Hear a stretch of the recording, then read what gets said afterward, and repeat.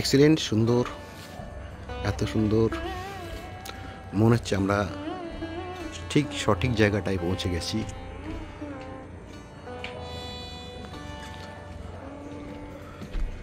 একটু সুন্দরভাবে আপনাদেরকে দেখাতে চাই। দেখুন ওপরের যে কাজটা সত্যি দেখার মতন। একটু সাইডের দৃশ্যগুলো আপনাদেরকে দেখাচ্ছি। এটা যুবসংঘ কালীবাড়ি। এই হচ্ছে ঢোকার গেট। আমরা যদি এরকমভাবে ঘুরে যাই, সামনেই দুর্গা প্রতিমা।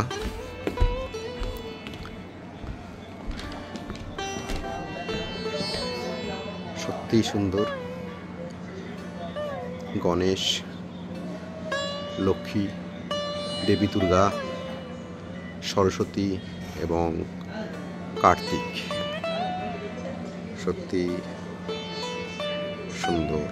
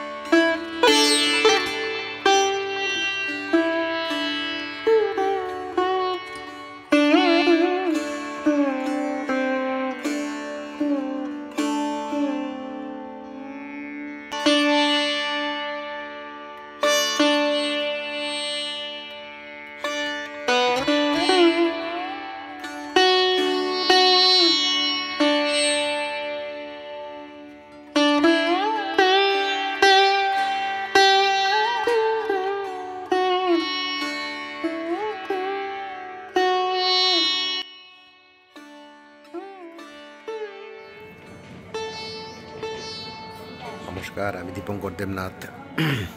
আমি এখন আছি যুবসংঘ কালীবাড়িতে। তো এখানকার পুজোটা আপনাদেরকে একটু দেখানোর জন্যই এই এটা করলাম আর কি। তো যাই হোক, আপনারা দেখুন কেমন লাগলো জানাবেন।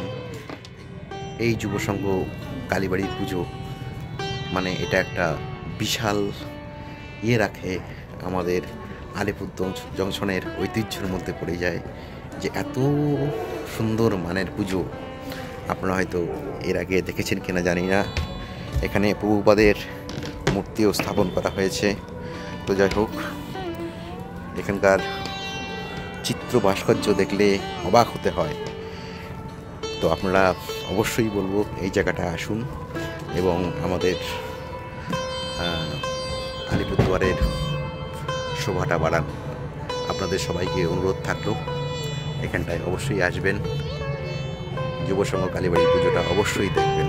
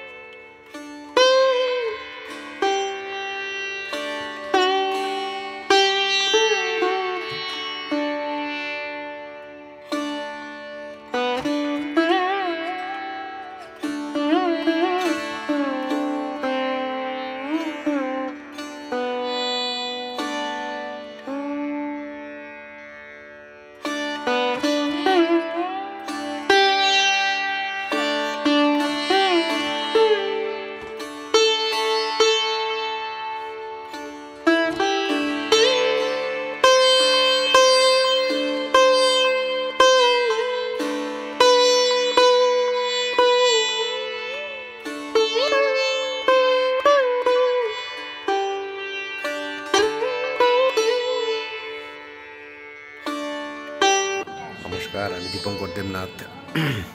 আমি এখন আছি যুব সংঘ কালীবাড়িতে। তো এখানকার পুজোটা আপনাদেরকে একটু দেখানোর জন্যই এই এটা করলাম আর কি। তো যাই হোক, আপনারা দেখুন কেমন লাগলো জানাবেন। যুব সংঘ, এই যুব সংঘ কালীবাড়ির পুজো মানে এটা একটা বিশাল রাখে, আমাদের আলিপুর জংশনের ঐতিহ্যের মধ্যে পড়ে যায় যে এত সুন্দর মানের পুজো আপনারা হয়তো এর আগে দেখেছেন কিনা জানি না। এখানে প্রভুপাদের মূর্তিও স্থাপন করা হয়েছে। তো যাই হোক, এখানকার চিত্র ভাস্কর্য দেখলে অবাক হতে হয়। তো আপনারা অবশ্যই বলবো এই জায়গাটা আসুন এবং আমাদের আলিপুরদুয়ারের শোভাটা বাড়ান। আপনাদের সবাইকে অনুরোধ থাকলো এখানটায় অবশ্যই আসবেন, যুব সংঘ কালীবাড়ি পুজোটা অবশ্যই দেখবেন। নমস্কার, আজকের মতন এতটুকুই, ধন্যবাদ।